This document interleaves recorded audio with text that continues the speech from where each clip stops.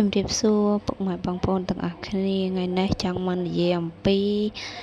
ទិន្នផលស្វាយចន្ទីនៅក្នុងឆ្នាំ2026ដោយសារតែការប្រមូលផលស្វាយចន្ទីរៀងយឺតបន្តិចហើយផ្លែទិន្នផលក៏ធ្លាក់ចុះដែរ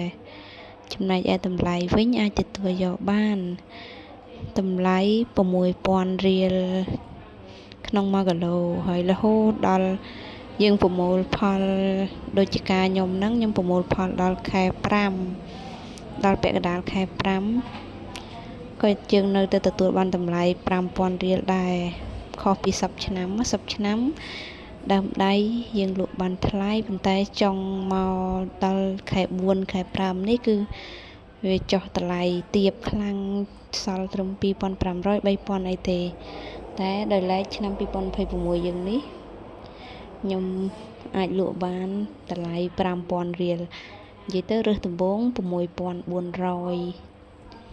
ដល់ពេលយើងរើសពេញទំហឹងទៅ 6,000 គត់ 5,800 6,800 អញ្ចឹងទៅហើយតរចុងឆ្នាំនេះចូលដល់ខែ5ក៏យើងនៅទទួលបានតម្លៃ 5,400 5,300 ដែរតែគ្រាន់តែថាទិន្នផលវាធ្លាក់ចុះខ្លាំងបើសិនជាទិន្នផលបានដូចរាល់ឆ្នាំ